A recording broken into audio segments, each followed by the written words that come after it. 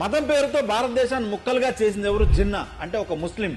రామ మందిరాన్ని పగలగొట్టి మసీదు నిర్మించింది బాబర్ అంటే ఒక ముస్లిం.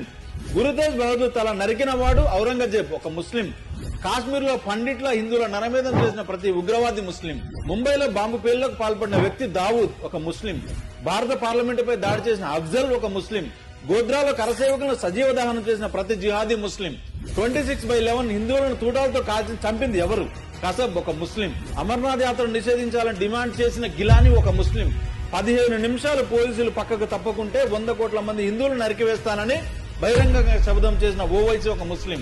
ఈ సందర్భంగా నేను చెప్పేది ఏంటంటే, గోమాతను కోసుకు తినేవాడిని, వందే మాత్రం పాడని వాడిని, మన త్రివర్ణ పతాకాన్ని తగలబెట్టిన వాడిని, లవ్ జిహాద్ పేరుతో మన ఆడపిల్లలను చంపేవాడిని, ఈ దేశాన్ని నాశనం చేయాలని ఆలోచించే ప్రతి దొంగనా కొడుకును తగిన సమాధానం చెప్పే విధంగా ప్రతి హిందూ యునైట్ అవ్వాలి, చైతన్యం అవ్వాలి. ఎందుకంటే అఖండ భారత్ నుండి విడిపోయిన ప్రతి ముక్క ముస్లిం దేశంగా మారిందన్న విషయం ప్రతి హిందూ గమనించాలి.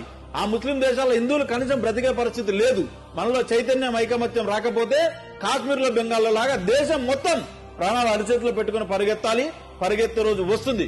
కాబట్టి మన భవిష్యత్ తరాలు హిందువులుగా ఉండాలంటే, మనం హిందువులుగా మనగడ సాగించాలంటే మేలుకో హిందువు మేలుకో. ఈ వీడియో కనీసం 10 మందికైనా పంపించండి. హిందువుల్ని ఏకం చేయండి. జై శ్రీరామ్, భారత్ మాతాకి జై.